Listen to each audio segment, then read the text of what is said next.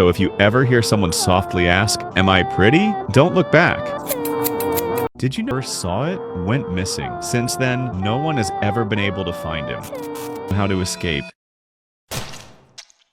When I was around 12 to 14 years old, I had a YouTube channel called The Kitty Cat Sunshine 1. It was honestly like my own little creative world where I would post like singing videos of myself, like vlogs, like little clips of, just acting like a kid on YouTube. I had a pretty decent following, especially for somebody my age.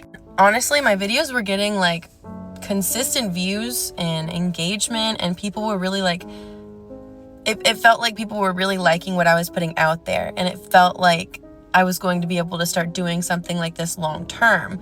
This was like around the time when like Onision and Shane Dawson were like top of the charts on YouTube and like first making money on YouTube, and like PewDiePie and stuff like that. Honestly, and looking back, if I had actually kept up with it, I think I could have a really big platform to this day, but I didn't. I disappeared from YouTube completely one day out of the blue. So seemingly out of the blue.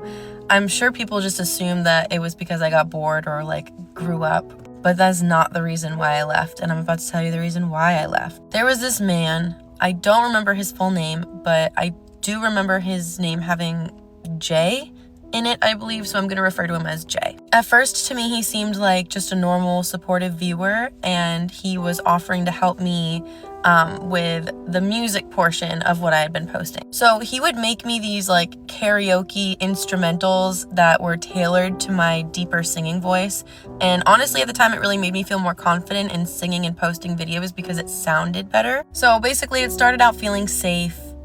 He was giving me compliments on my voice, hyping me up, offering words of encouragement, and like I said, helping me with very specific things. Eventually, one day he asked me if we could start talking outside of YouTube, and me being like a kid who probably didn't get the right kind of attention growing up, I said yes, and I gave him my Facebook account. So from that day forward, he became a daily presence. I would get messages from him every single day, multiple times a day, all throughout the day. And at first it was a lot about the music and a lot about like what instrumentals that he could make for me in the future, or like what songs I was thinking about doing a karaoke to next and stuff like that. But then it started to lean more towards me, like an interest in me, personal things, commenting about how I look. He would say things about how I talked, just like little surface level things. It felt nice, but a little bit off. I didn't have language to put a name to it at the time, but something about it just didn't sit right with me, and I could feel the energy of it. But this is the thing. I was a kid who like craved attention, okay?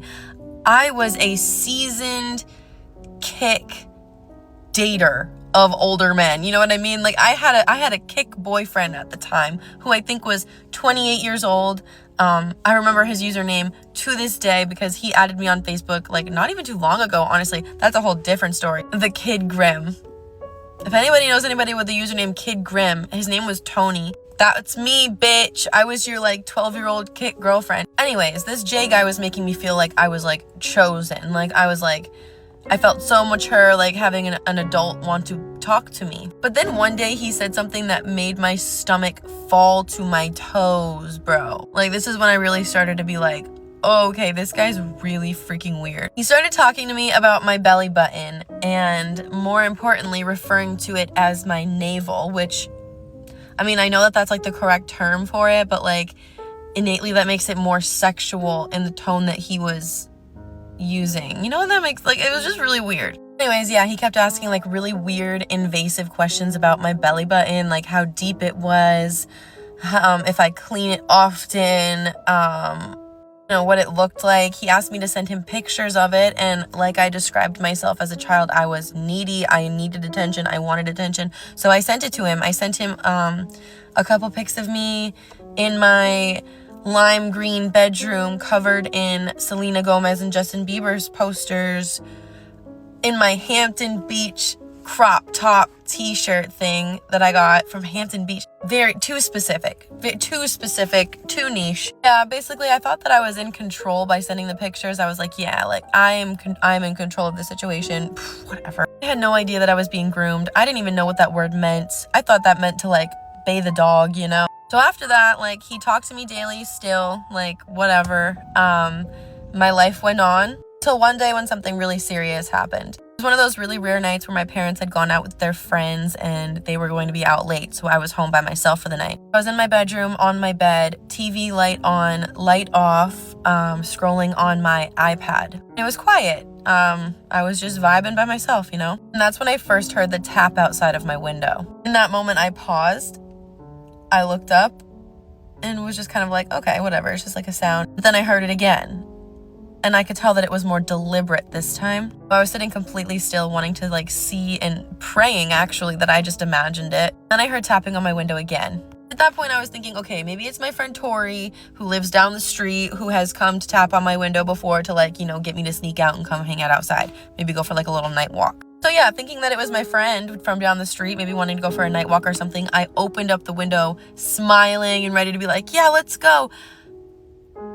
Newsflash, it was not my friend. Standing outside, just a few feet away from me, was a man who, he was tall, round, and he had long, dark, greasy looking hair. It was him. It was Jay. I knew what he looked like because having added him on Facebook, I of course saw his profile pictures and every other picture that he posted. So I for sure knew that it was him.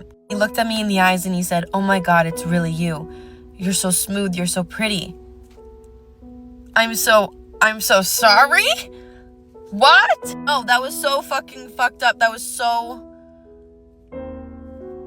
Maybe this is like where my hatred for men stems. I think this is like my villain origin story, to be honest with you. I just remember freezing in the position of like, you know, holding the window up here and then gripping the windowsill.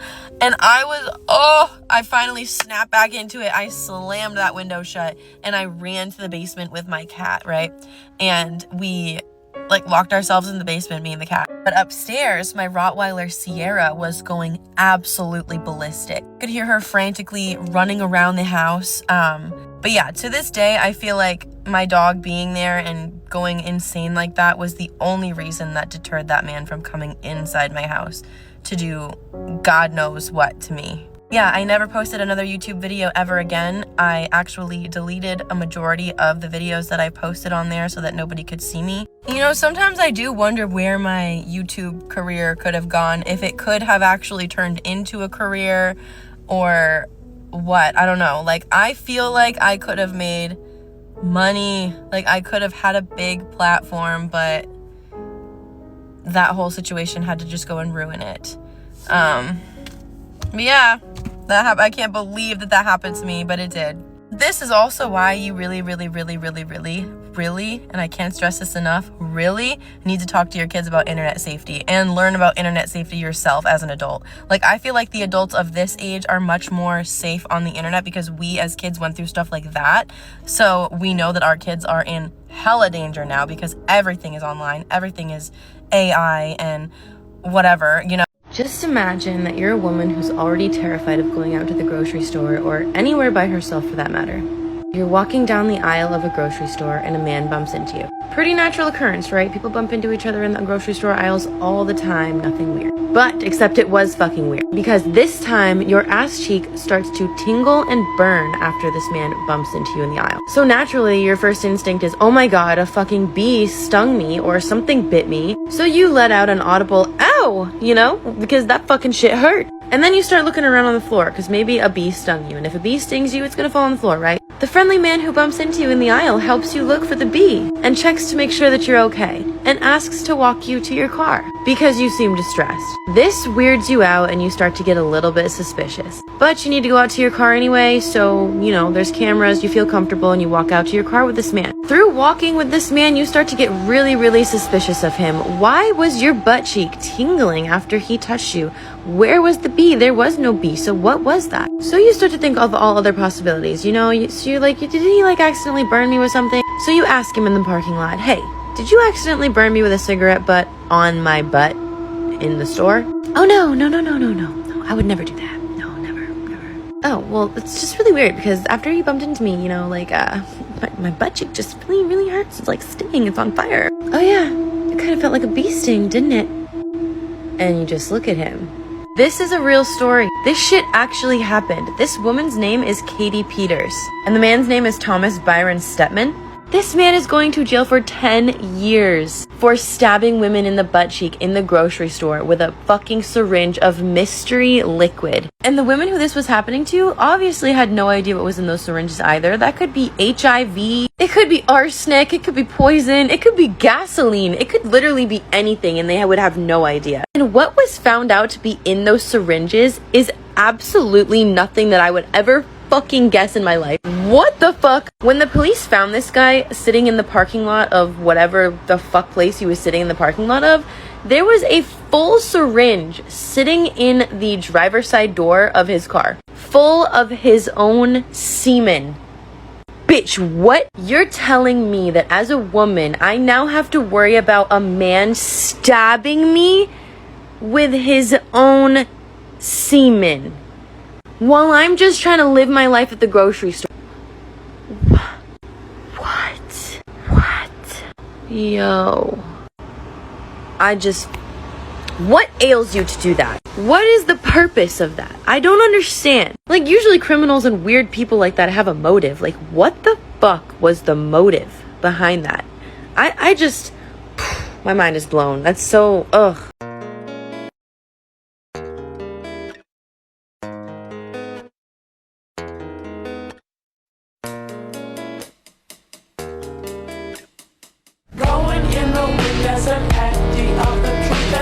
Skylar Neese thought she was just heading out for another late-night drive with her two best friends, Sheila Eddy and Rachel Schoaf. But what she didn't know was that this night had been planned for weeks. The girls had once been inseparable, sharing selfies, inside jokes, and high school secrets. But behind Skylar's back, things had changed. She began feeling pushed out. Her tweets hinted at betrayal. On the night of July 6th, 2012, she slipped out of her bedroom window and climbed into Sheila's car. They drove to a quiet wooded area just across the state line. What happened next would remain a mystery for months. While her parents searched, Sheila acted heartbroken, tweeting messages like, "Skylar, come back," but it was all a lie. Eventually, Rachel broke down and confessed. She told investigators everything and led them to where Skylar had been left. Both girls were arrested. Rachel got 30 years. Sheila was sentenced to life with the possibility of parole. Skylar's case became one of the most heartbreaking betrayals in modern teen crime, a reminder that sometimes the real danger comes from those closest to us.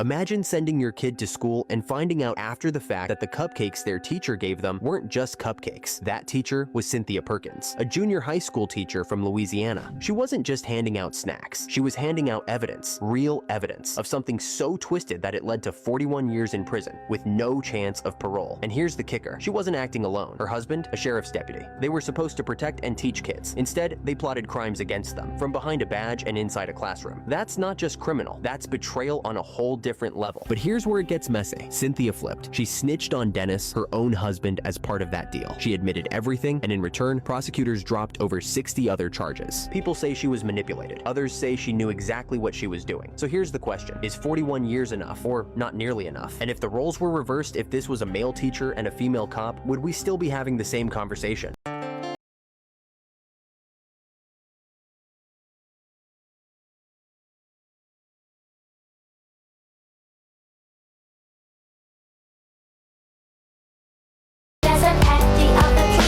Joseph Fritzl locked his daughter in a basement for 24 years. She gave birth to 7 children, and 3 of them never saw the sky, not once. But here's the twist nobody wants to admit. He almost got away with it. The police believed his story that she ran off to join a cult. He even handed over a fake letter, and they bought it. The kids he kept upstairs, he told everyone they were abandoned at his doorstep, and somehow the state let him adopt them. Meanwhile, 3 more kids were living underground in total darkness. No windows, no fresh air. Raised like prisoners by the man who was both their grandfather and their father. And his wife? She lived upstairs. She says she had no idea. Or maybe she just didn't want to know. The truth only came out when one of the basement kids got seriously ill, and Fritzl had to take her to the hospital. That's when it all unraveled. If that hadn't happened, he would have died a free man, with a prison hidden beneath his feet. So ask yourself this. If it took 24 years and pure luck to catch him, how many other basements are still locked? Joseph Fritzl was sentenced to life in prison, and honestly, he earned every second of it.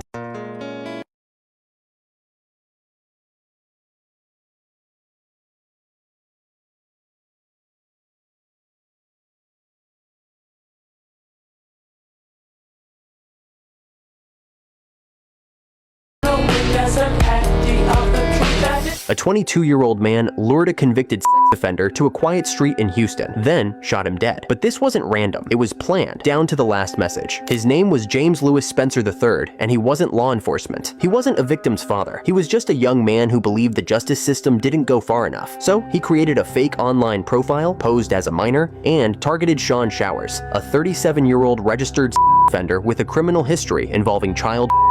Spencer messaged him, arranged a meetup, and waited. Surveillance footage shows the moment it happened. A car pulls up on Northwood Street. Seconds later, multiple gunshots. Showers is left dying in a ditch. Spencer drives off. When police finally arrested him, he didn't deny it. In fact, court documents say he told them he used a tracking app and believed it was his responsibility to take matters into his own hands. Now, he's behind bars, charged with murder. If you believe James doesn't belong in prison for trying to protect the innocent, you can help. Sign the petition, link it's in my bio.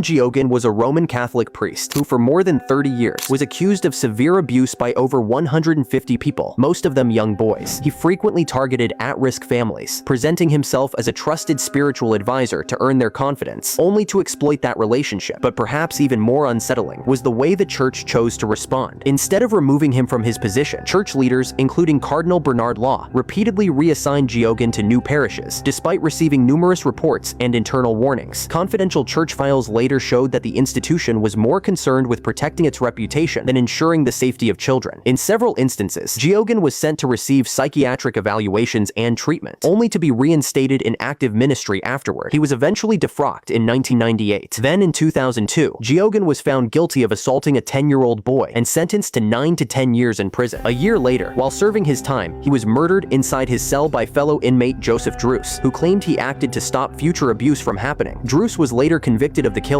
and sentenced to life in prison without the possibility of parole. Have you heard about the place with animatronics that were alive? And no, it's not about the game. Before Five Nights at Freddy's was ever released, there was a story. A guy named Ethan took the job as a night security. Just sit in the office, watch the cameras, and don't let anything move. Easy money, right? But something felt wrong from the start. The place was too quiet, too cold, like it hadn't been empty for long. By the second night, the animatronics started acting strange. Blue Bonnie would vanish from camera 3. Chica's eyes would flicker when the feed cut in and out. And Sweet Fox? She started peeking out from room 9 earlier, and more often. Ethan tried to stay calm, but by night 4, he barely blinked. The cameras didn't feel safe anymore. What scared him most wasn't what he saw, it was what he didn't see. Then one night, everything went dark. The power cut out way too early. No lights, no sound, just quiet and breathing, right behind the door. Then a voice came through the intercom. You are not the first. When the lights flickered back, Ethan stared at the monitor. There were only 2 animatronics now. Then he saw the office door slowly swing open, and at the door stood Blue Bonnie, eyes locked on him, hungry.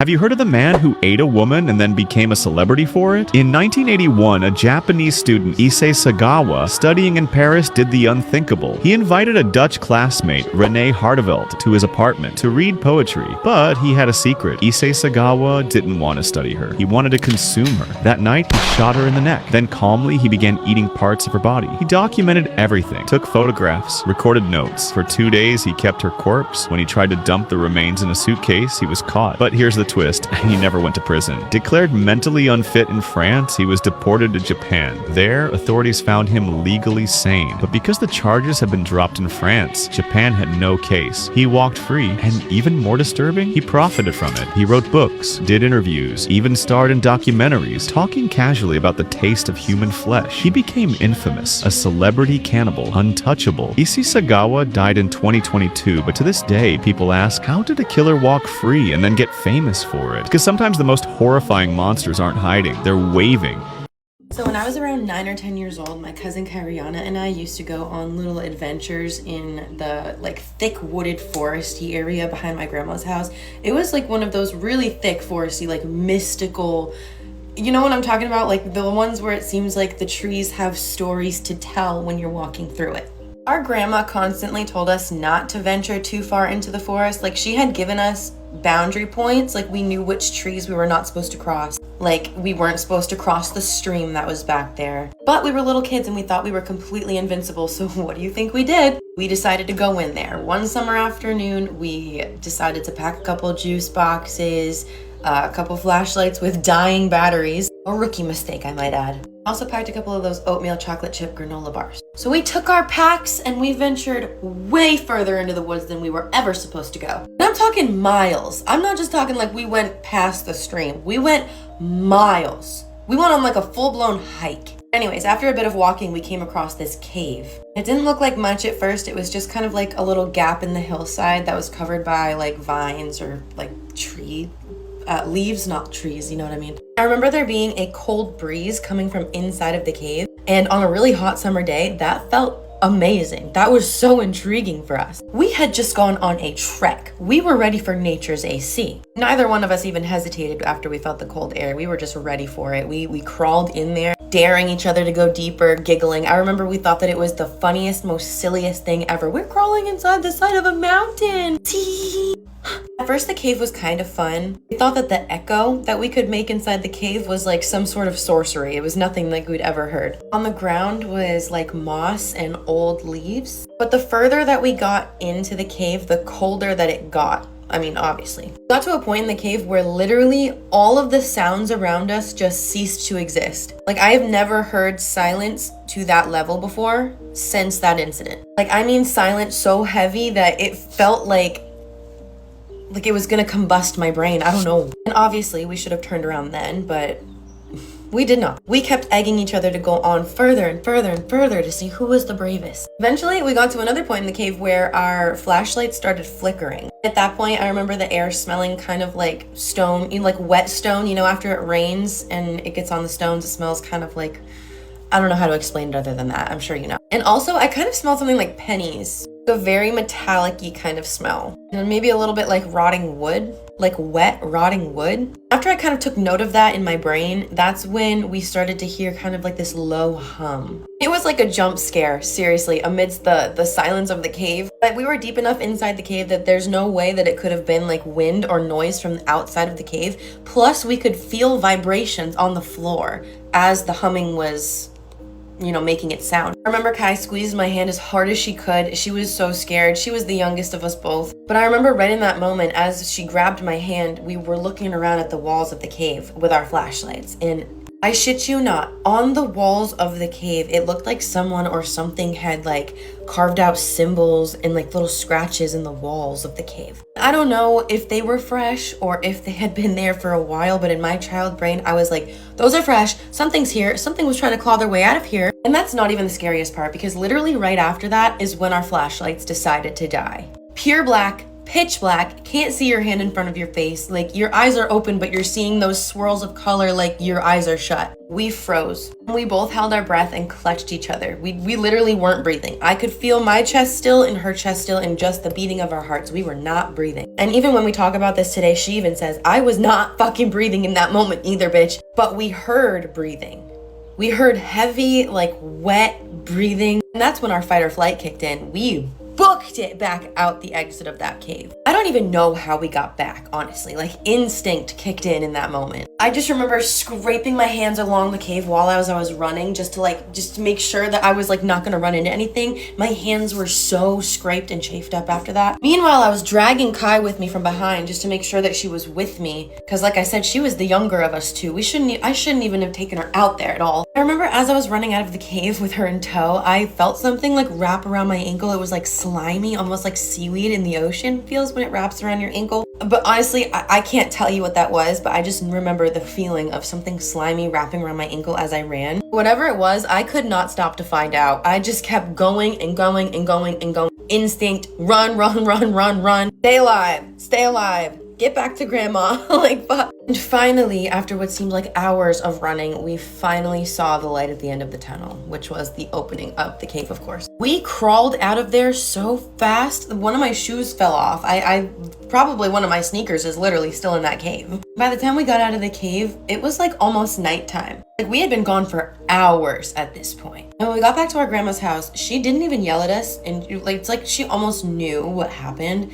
She looked at us and she just had this weird look on her face, like she just knew what we did. Here's where it gets even weirder, because later that night, Kai told me that she had seen something inside the cave. She said that off in the distance of the darkness of the cave, she had seen two eyes that were too round to be human, and they blinked at her twice. We went back into the woods the next day because we were hoping to find the cave in the daylight, but for some reason we literally couldn't find it again. And we had tracked where we went, yo, like we didn't go in any different direction, like it was nowhere to be found. It was like the cave never existed. I just wanted to go get my sneaker back, you know? I was hoping that like I just reached my hand back into the opening of the cave to grab it. But yeah, that could have ended way worse than it did, but it was definitely a traumatizing, horrifying moment of my life. Have you heard about the legend of Rake? It happened in the United States, New York, where a man named Andrew had just moved into a small, isolated cabin. Surrounded by forest, it was quiet, peaceful, and exactly what he wanted. But one night, around 3 a.m., he woke up with a strange feeling that something was watching him. The room was completely still, but when he looked toward the foot of the bed, he saw it. Crouched low to the floor, pale,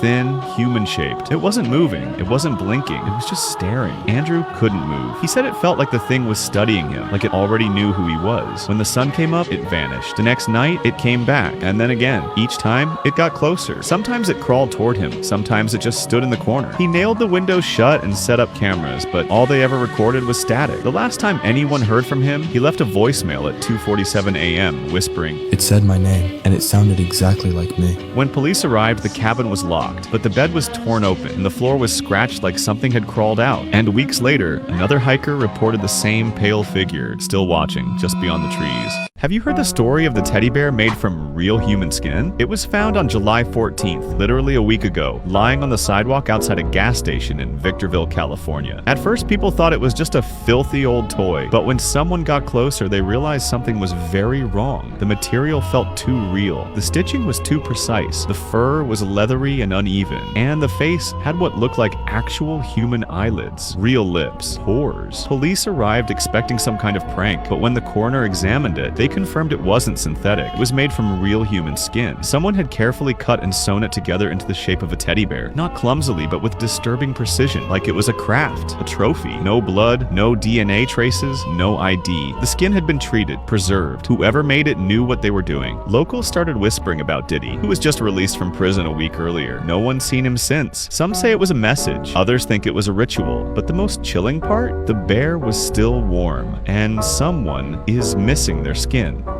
So I told this story already once on my TikTok, but I think people thought that it was fake because of the way I conveyed it. So I'm going to tell it again in a way that I think people are actually going to take it in for what it is, okay? Because this is a real true story, and it's why you should never make friends at a bar or make friends and fully like put your trust in them, okay? This was like my moment of realization that you cannot trust other women just because they're women. Like, not everybody is a girl's girl.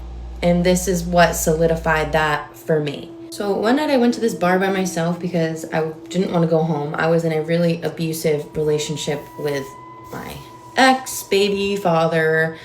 So whatever, I didn't want to go home to get belittled, beaten, and whatever. So I decided to go to the bar by myself.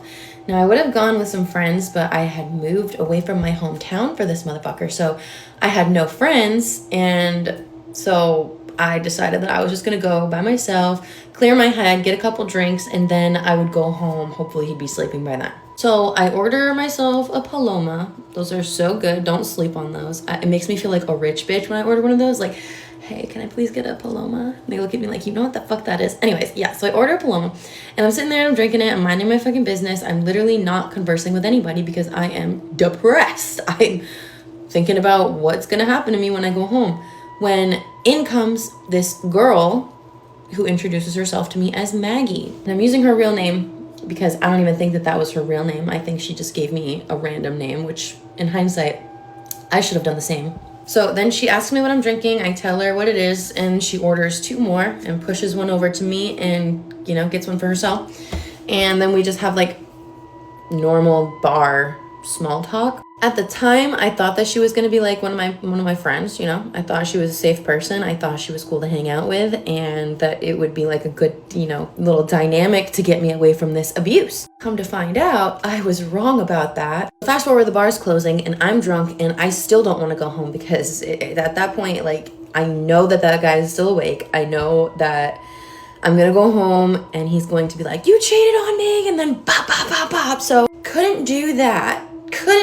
Didn't want to do that. And I had nowhere else to go because like I said, this was a new area for me. I moved away from my friend's family and everything to live in this guy's house with him. So whatever, Maggie could tell that I didn't want to go home. So she invited me to go to what she was going to after she left the bar, which was she was going to go to like a bonfire at her friend Josh's house. Again, using the real name because I don't think these are their real names. So stupidly, I was like, yes, I will go with you because I don't want to go home. The car ride was fine, okay? The car ride was great. I remember jamming. We had all the windows down.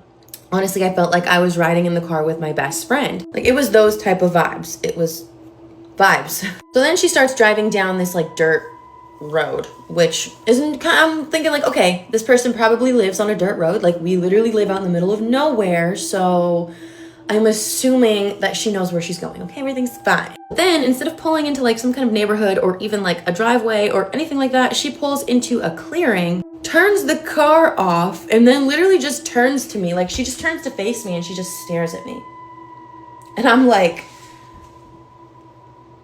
can I help you? Like, so at that point, I just assume that something's wrong with the car. And I'm like, what's wrong? What's going on? Is everything okay? And so calmly, this girl looks at me and she goes, get out of the car. I'm sorry, what? What, to get out of this car? You want me to get out of my seat? And at first I was like, dude, I'm not going outside. It's dark outside. I'm scared of the fucking dark. Hell no. She wasn't having it. She just wanted me to get out of the car. She pulled out this little tiny, like little small pocket knife, like something that like wouldn't even defend off a freaking cat, you know? So I don't really know why I was so scared. I don't want to be stabbed by anything, you know? So I get out of the car and then she gets out on her side, comes around to my side, stares at me for another like maybe 5 seconds, I don't know. And then she says, I'm gonna give you a 20-second head start, okay?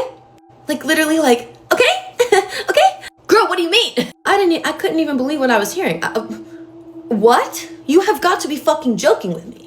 You have got to be fucking joking with me right now. This is not happening. So I stand there for another like couple seconds, not really believing what she's saying to me. And then she literally is like, I'm giving you 20 seconds. She said it one more time. She said, I'm giving you 20 seconds. You should probably take the 20 seconds. What? So I start sprinting through these dark ass woods with my boots on. I'm drunk. I'm disoriented. I don't know where I am. I've never been in these woods before. I've never been on this road before. As I'm running, I can hear her running behind me. And she did give me 20 seconds. It was probably like more like 10 seconds at that point, but she gave me a couple seconds to like sprint for my life through these woods. And like as I was running, right, she's behind me. I can see a flashlight, and then I start to see another flashlight, and I'm like thinking to myself, like, okay, what the fuck is this? And like maybe this is her friend. This has to be her fucking friend. This has to be Josh, right?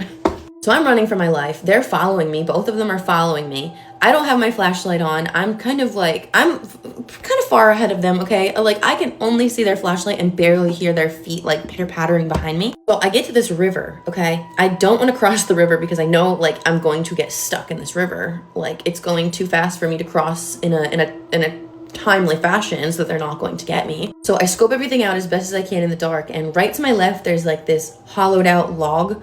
And so I dive in there, like fucking literally like blink into this fucking hollowed out log. Don't know if there's an animal in there. Probably just chilling with the spiders. I don't care. I shit you not. About like maybe 10 seconds after I nosedived into that hollow log, I hear them. I can hear them running right next to the river, like right where I just was, right where I was hiding in the log. So then I hear Maggie say, maybe she crossed the river. We should go across the river. And then the deeper voice, to which I assume was absolutely had to be Josh, he was like, well, okay, maybe you should go check across the river and I'll check on this side of the river and see where she's hiding. She couldn't have gotten very far. I am sweating. I'm holding back tears. I'm trying not to be that girl in the horror movie that like lets out a and then they fucking find her. I'm barely breathing in this hollow log and I don't move for the entire night. And they spent a long time out there looking for me, like in the vicinity, before they started like, you know, going deeper into the woods or wherever it is that they decided to go. I don't know if they gave up looking for me or what, but yeah, I stayed in that log for the whole entire night. Somehow I ended up falling asleep because I remember waking up and seeing like the light of dawn. Like it was barely dawn in the morning. And that was the only time that I sort of felt safe coming out. And even then I was like, what if they like waited? What if they like are sitting out here like hunters, like waiting for me to come? What is going on? Whole time I did have my phone with me, but there's no service out in the woods. There's no service out on the back roads where I live. So I was fucked. I had no way of communicating with anybody, and my fucking phone was like fully charged, dude. That being said, I did have means of calling somebody once I did get to a public road, and I called my brother, and he was there. He brings me to the police station, and I file my report or whatever, but nothing ever came of it because, like I said, I'm pretty sure she gave me fake-ass names. Like, those were not their names. Of course, why would she be giving me their real names if they were going to be hunting me? It's super scary to think that I literally could have died. I almost died. And in a really scary way. Like, that is one of my biggest fears. Like, I want to die peacefully, okay? I don't want to die like that. I barely made it away unscathed. I don't trust people you meet. I know that we're all like, you can never trust a man and you should more frequently be able to trust women, but you can't even trust the women. Girl, she was like my age. Like I was around 21, 22, maybe. Not everybody is a girl's girl and not everybody has good intentions. Like there are some conniving ass bitches out there. Wonder if they've done that to somebody before, or if I was like gonna be the first one or something like that, and then I got away, and then maybe they did that to somebody else. What the like, is that just like her game? Like she goes into bars and drinks with people and then invites them out and then goes and hunts them with her friend or boyfriend or husband or whoever the frig that guy was? I have no answers. I only have the story to tell. Moral of the story, don't trust anyone.